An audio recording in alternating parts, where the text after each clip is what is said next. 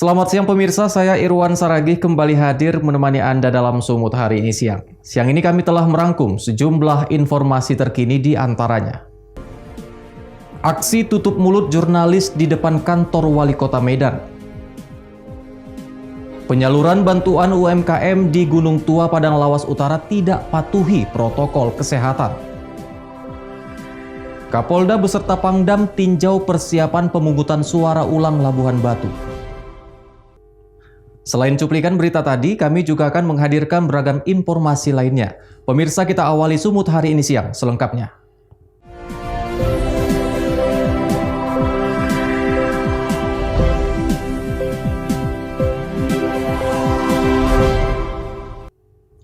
Kita ke informasi pertama, pemirsa. Jurnalis Medan kembali menggelar aksi di depan kantor Wali Kota Medan, Sumatera Utara. Aksi tutup mulut ini bentuk kekecewaan jurnalis terhadap tercorengnya kebebasan pers yang dilakukan oleh pihak keamanan Wali Kota Medan.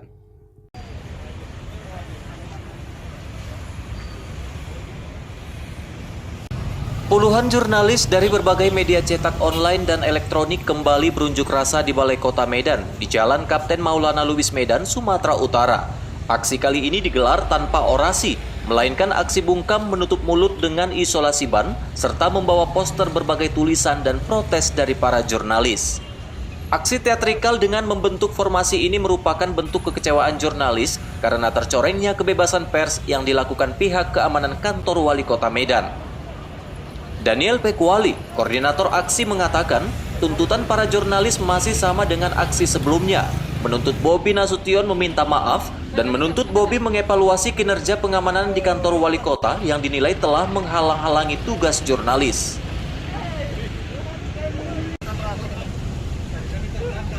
Jadi hari ini aksi kami dalam bentuk teatrikal, kita menutup mulut menggunakan lakban sebagai bentuk atau sebagai pesan bahwa Kota Medan saat ini telah independensi atau kebebasan pers di Kota Medan telah tercoreng, di mana beberapa waktu yang lalu ada satu bentuk pembungkaman di mana ada pengusiran dari anggota pengamanan di Pemko Medan kepada dua rekan kami jurnalis yang bertugas di Pemko Medan. Dan aksi kami hari ini sebagai lanjutan dari aksi-aksi selanjutnya, di mana ada dua tuntutan kami, dua tuntutan utama, yakni pertama meminta Wali Kota Medan Bobi Nasution untuk meminta maaf kepada rekan-rekan jurnalis atas tindakan bawahannya atau tindakan pasukan pengamanan di sekeliling dia. Yang kedua adalah untuk mengevaluasi sistem pengamanan yang ada di Pemko Medan yang kami khawatirkan bisa mengganggu kerja-kerja jurnalistik. Diketahui sebelumnya, aksi ini bermula dari pengusiran terhadap dua orang jurnalis media online yang hendak melakukan wawancara doorstop dengan Bobi Nasution. Pihak keamanan mengusir jurnalis dengan dalih mengganggu ketenangan pejabat publik. Wahyu Pratama melaporkan untuk Evarina TV.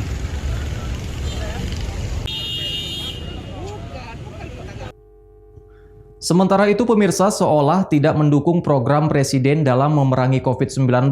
Aktivitas di Kesawan City Walk yang merupakan program Bobi Nasution kerap melanggar protokol kesehatan. Ramainya pengunjung serta melanggar PPKM, Gubernur Sumatera Utara Edi Rahmayadi akan memanggil Bobi Nasution.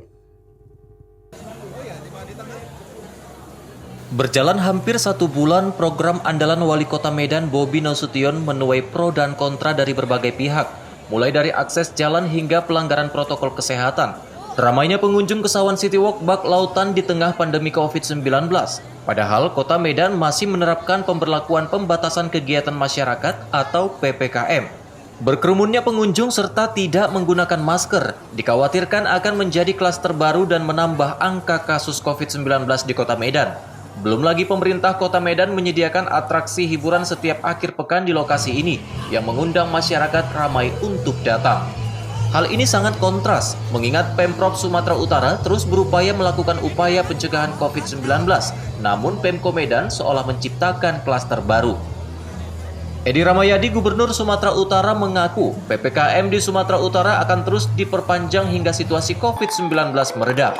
Pihaknya juga akan memanggil Wali Kota Medan terkait masalah di Kesawan City Walk. akan diperpanjang karena ya sampai bisa kita kendalikan.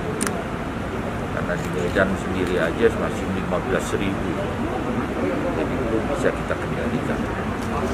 Penyekatan di daerah yang terdampak itu tetap harus kita lakukan. Minta maaf kepada seluruh masyarakat, dengan kegiatan ini pastinya rakyat kurang nyaman dalam beribadah di bulan Ramadan, dalam mencari kehidupan. Tetapi ini harus kita lakukan karena untuk menyelamatkan kasus kesalahan situ Pak yang melanggar jam operasional PPKM Pak hingga jam 12 Pak. hari ini dirapatkan dengan Kota Medan. Karena hal itu akan kita pertanyakan kenapa. Itu penyelenggaranya harus bertanggung jawab. Karena aturan sudah kita buat, aturan itu untuk dipatuhi.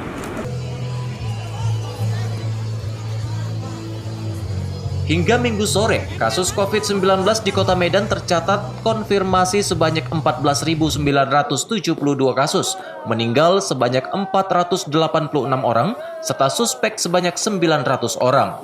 Kota Medan juga saat ini masih menjadi zona merah penyebaran COVID-19. Daniel Pekuali melaporkan untuk Evarina TV.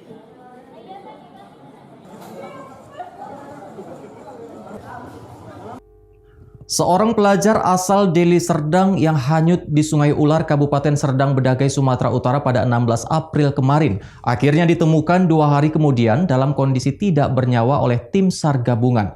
Jasad ditemukan berjarak 1,8 km dari lokasi kejadian. Dengan menggunakan 5 unit perahu LCR dan perahu rafting, tim SAR gabungan akhirnya menemukan jasad korban warga asal Kabupaten Deli Serdang, Sumatera Utara yang hanyut di Sungai Ular, Kabupaten Serdang Bedagai pada Jumat lalu. Korban yang sudah meninggal dunia ditemukan tim SAR tersangkut di kayu aliran Sungai Ular berjarak sekitar 1,8 km dari lokasi korban tenggelam. Jasad korban kemudian dievakuasi dan dibawa ke rumah keluarganya untuk diserahkan. Komandan Regu Bravo Basarnas Kota Medan, Jiko Purba, membenarkan di hari ketiga pencarian, tim gabungan berhasil menemukan jasad korban. Korban dinyatakan hilang pada Jumat pagi sekitar pukul 9 waktu Indonesia Barat saat sedang mandi bersama rekan-rekannya di Sungai Ular, tepatnya di bawah jembatan kereta api.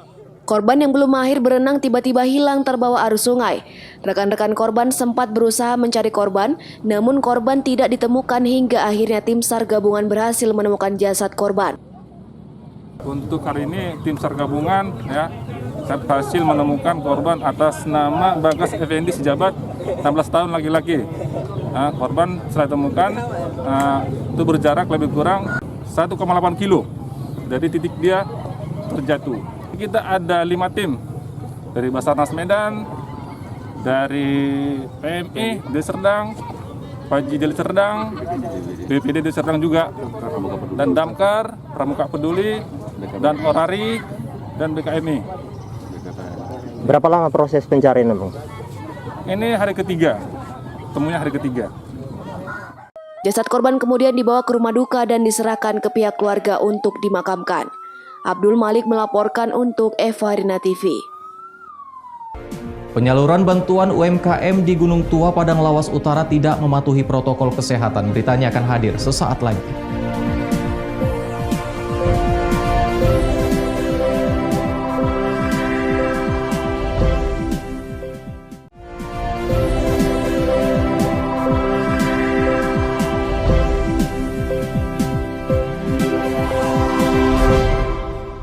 Terima kasih Anda masih bersama kami, pemirsa. Ratusan masyarakat di Kabupaten Padang Lawas Utara beramai-ramai mendatangi kantor Bank BNI Gunung Tua untuk menyerahkan dokumen sebagai penerima bantuan produktif usaha mikro. Namun, dalam proses penyerahan dokumen kelengkapan bantuan tersebut, para penerima tidak mematuhi protokol kesehatan.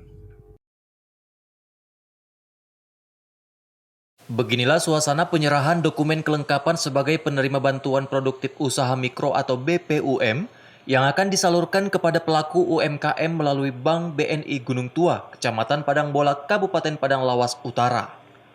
Ratusan penerima bantuan terpantau berdesak-desakan antri di depan bank. Di beberapa titik pun tidak sepenuhnya protokol kesehatan COVID-19 dijalankan oleh masyarakat seperti menggunakan masker, mencuci tangan, serta menjaga jarak sehingga menimbulkan kerumunan. Salah satu warga mengatakan penyaluran bantuan ini dilaksanakan kurang lebih sudah 3 hari berlangsung dan hari ini di mana setiap proses penyerahan dokumen kelengkapan penerima bantuan masyarakat membludak datangi Bank BNI Gunung Tua.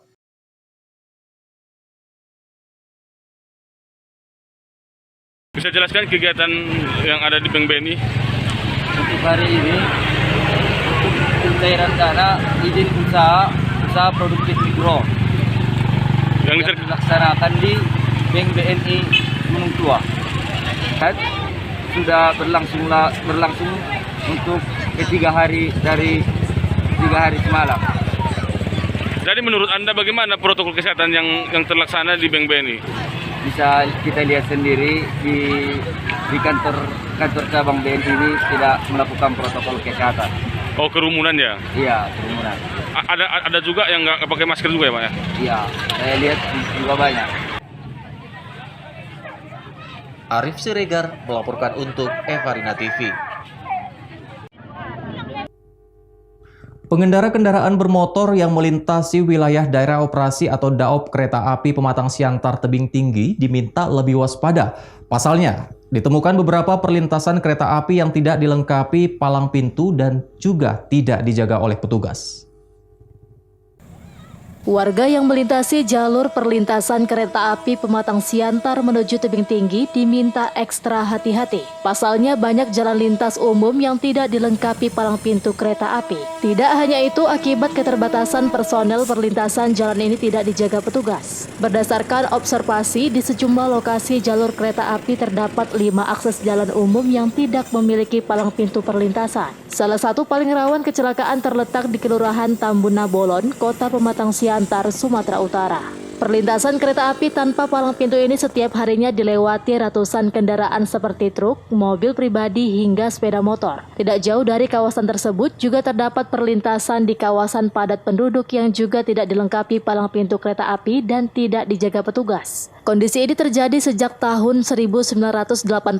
Kepada warga sekitar, perusahaan jasa kereta api menjelaskan bahwa akses jalan tersebut merupakan akses liar, sehingga PT Kereta Api tidak berkewenangan untuk memfasilitasi palang pintu perlintasan dan petugas jaga. Warga meminta pihak kereta api agar mengikuti indeks perkembangan kepadatan penduduk di Kota Pematang Siantar. Sebab saat ini kawasan Kelurahan Tambuna Bolon yang sebelumnya areal pertanian, kini sudah menjadi pemukiman padat penduduk dengan mobilisasi warga yang tinggi. Tidak hanya itu, kebijakan PT Kereta Api terkait pembangunan kereta api cepat tujuan Pematang Siantar Tebing Tinggi dikhawatirkan warga akan menimbulkan bahaya kecelakaan. Pasalnya upaya warga untuk menghindari kecepatan kereta api semakin kecil.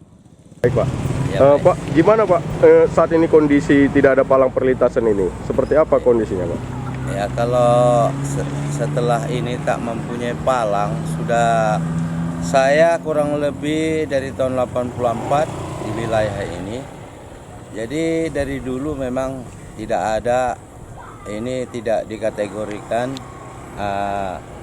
jalan yang mempunyai palang. Karena kalau kita tanya dari pihak BJKA, memang ini tidak termasuk wilayah yang mempunyai palang atau ini jalan liar. Nah, jadi saya berharap selaku Ketua RT di wilayah RT 001 ini kepada pihak yang berwenang supaya turut memperhatikan keselamatan warga, terutama di wilayah ini sudah mulai banyak perumahan-perumahan. Dengan kondisi saat ini, warga berharap akses jalan Tambuna Bolon supaya terdaftar dalam akses perlintasan legal, sehingga akses mobilisasi warga menjadi lebih aman dan terhindar dari bahaya kecelakaan. Billy Nasution melaporkan untuk Evarina TV. Informasi lainnya, pemirsa, meringankan beban masyarakat terdampak pandemi COVID-19, Bupati Batubara bersama Badan Amil Zakat Nasional menyerahkan bantuan kepada siswa-siswi sekolah dan lansia yang kurang mampu. Bantuan berupa alat perlengkapan sekolah beserta uang tunai dan sembako diberikan secara simbolis oleh Bupati Batubara Zahir di Aula Madrasah Sanawiyah Negeri Kabupaten Batubara. Dalam penyerahan bantuan ini juga turut dihadiri Ketua Basnas Provinsi Sumatera Utara, Aman Syah Nasution, dan Ketua Basnas Batubara Abdul Muin. Total bantuan disalurkan sebesar Rp103.500.000. Nantinya bantuan tersebut akan diberikan kepada 581 penerima, terdiri dari siswa-siswi sekolah tingkat dasar, sekolah menengah pertama, sekolah menengah atas, dan lansia. Ya, kita kedatangan tamu dari Basnas Provinsi, Ketua Basnas Provinsi, Pak Nasution datang memberikan bantuan melalui anggaran Basnas kepada masyarakat yang kurang mampu, kemudian kepada beasiswa kepada anak SD, SMP, aliyah, sanawiyah di masyarakat Kabupaten Batubara. Jadi hari ini kegiatan pemberian itu. Alhamdulillah ini wajib kita syukuri perhatian dari Basnas Provinsi kepada masyarakat Kabupaten Batubara. Ini termasuk untuk menangani COVID-19 ini Pak bantuannya? Iya, termasuk dia penanggulangan masalah dampak COVID-19 di Batubara. Ini perhatian dari Basnas Sumut yang selalu, bukan ini saja, sebelum-sebelumnya sudah banyak. Taufik melaporkan untuk Evarina TV. Sumut hari ini masih akan kembali dengan informasi menarik lainnya. Tetaplah bersama kami.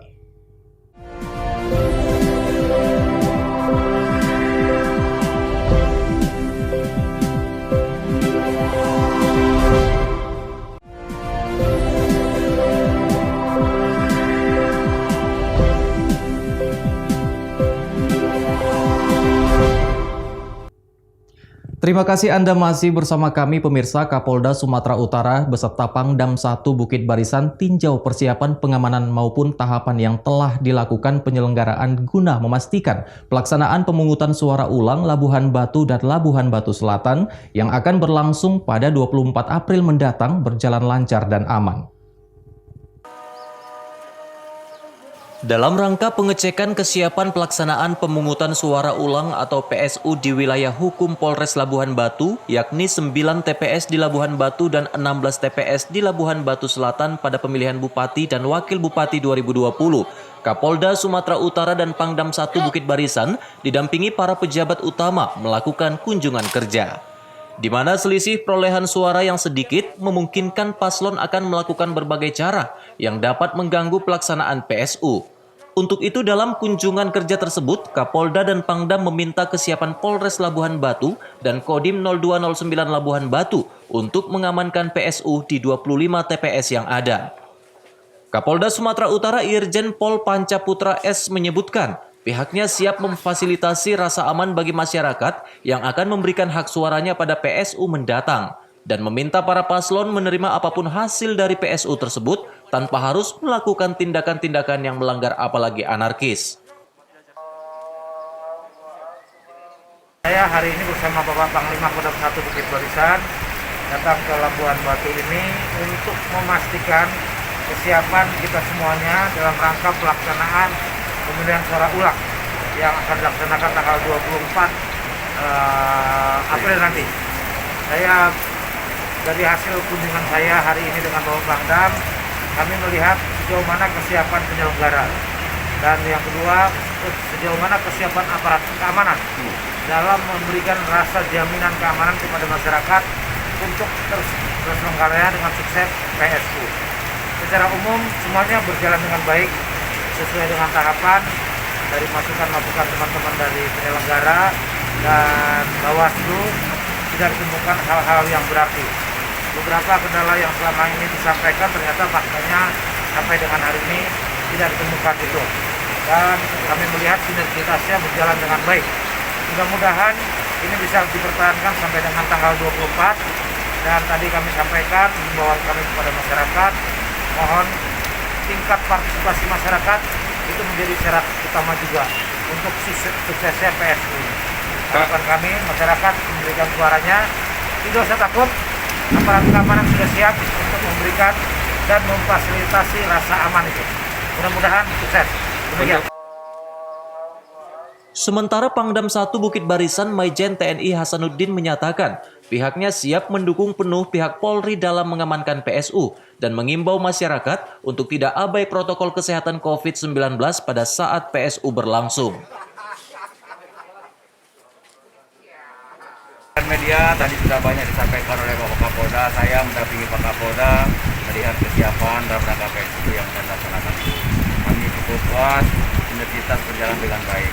Tentunya kami dari jajaran Kodam telah disampaikan oleh Bapak Kapolda sesuai dengan pola operasi yang disiapkan oleh Polda.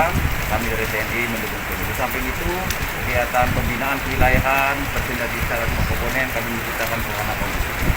Pesan kami mengajak masyarakat memanfaatkan kesempatan ini dengan baik, partisipasi dalam rangka kegiatan demokrasi kita. Dan jangan lupa tetap melaksanakan protokol kesehatan dengan melaksanakan biar tertib, aman, lancar, semuanya untuk masyarakat kita. Kami siap mendukung, sehat selalu.